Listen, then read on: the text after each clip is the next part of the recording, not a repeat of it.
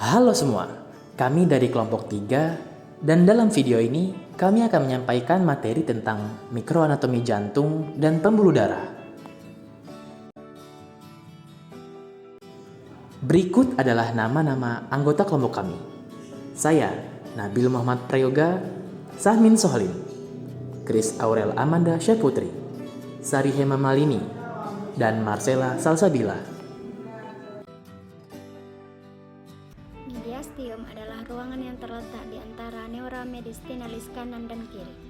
Yang dibatasi oleh sebelah ventral itu terdapat sternum, di sebelah dorsal itu dibatasi oleh cholinal vertebrali, dan sebelah lateral dibatasi oleh neura mediastinal kanan dan kiri. Yang dibatasi oleh neura mediastina kanan dan kiri, sedangkan di bagian paranial dibatasi oleh apertura thoracalis superior. Mediastinum ini dibagi oleh bidang khayal yang terbentang dari aus dulcis. Anatomi pada permukaan jantung. Bahwa secara anatomi permukaan kita dapat memproyeksikan jantung pada dinding dada, di mana batas atas dari jantung tinggi ke tepi atas dari consta 3 dextra dan sampai ke sig 2 sinistra. Jadi batas atas itu tidak sejajar tapi agak lebih miring karena tepi kanannya itu lebih rendah. Setinggi tepi atas dari consta 3, selanjutnya di sebelah kiri itu tepi atasnya setinggi sig 2. Sedangkan batas kirinya itu berjalan dari sig 2 sinistralin mictravicula sampai ke sig 5 linea mictravicula citrat. Sedangkan batas bawahnya itu dari median dari cartilla constrar terus membangun sampai ke sig 5 dari mitra viscularis citrat. Jantung ini merupakan muscularis yang di dalamnya berbentuk kerucut dan jantung dibungkus oleh suatu jaringan ikat.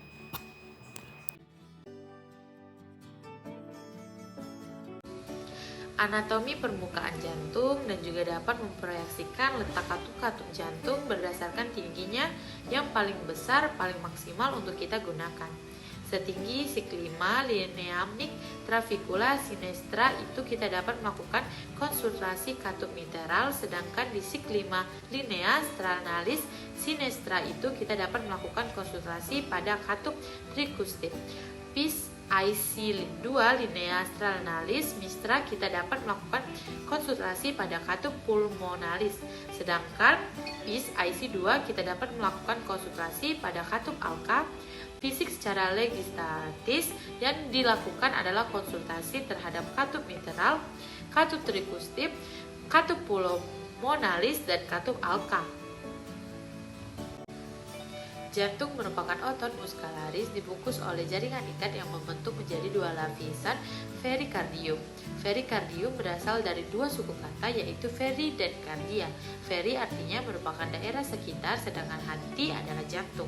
Jadi perikardium merupakan kantung hipurasal yang kuat berbentuk kerucut yang mengikuti permukaan luar jantung dan bagian proksimal pembuluh darah besar di jantung.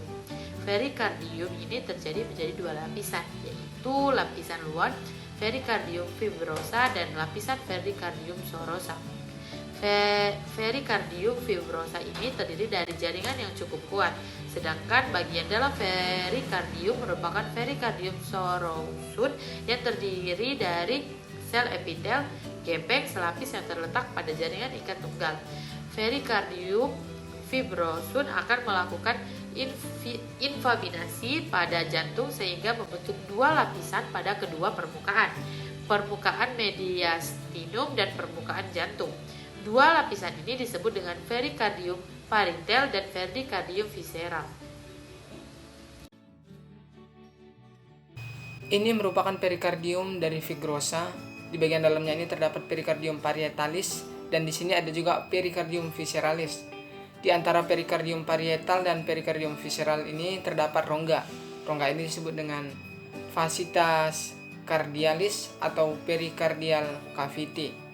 Rongga ini berisi cairan serus yang akan membasahi lapisan serosa dan akan berfungsi sebagai pelumus bagi jantung sehingga akan membuat jantung dapat membebas secara bebas. Lapisan tersebut berfungsi sebagai pelumas agar dua lapisan ini tidak terjadi berlebihan. Selain itu, cairan jika berfungsi akan memberikan dengan permukaan antara lapisan sehingga saat inspirasi ikut mengembang, dan pada keadaan normal cairan ini akan berjumlah sekitar kurang lebih 50 cc.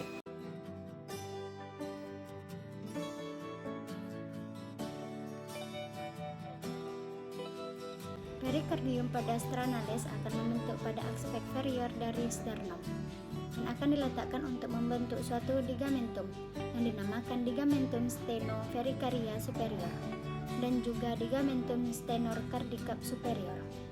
Sedangkan di bagian inferiornya, perikardium fibrosa akan berlengketan pada sindrom membranium dari diafragma.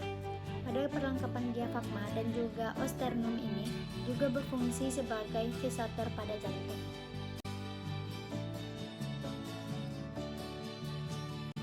Pada bagian kardium parietal, di aspek posterior jantung dan di sekitar pembuluh darah besar, itu akan membentuk bagian sinus. Sinus pada bagian ini ada dua, yaitu sinus opticus dan sinus inversus.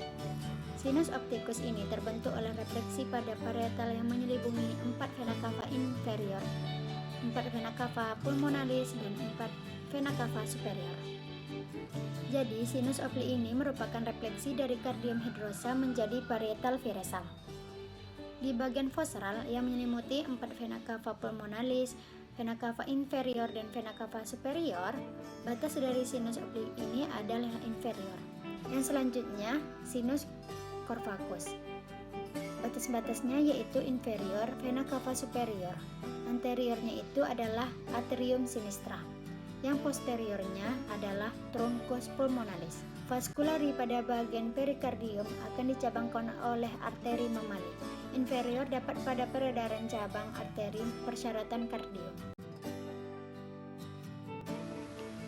Pada suatu keadaan atologis akan terjadi akumulasi cairan ferus atau konvera di kavitas perikardinas dengan jumlah cairannya melebihi 50 cc. Cairan havitas perikardias ini akan mengakibatkan penekanan pada jantung sehingga kinerja pada jantung tidak maksimal.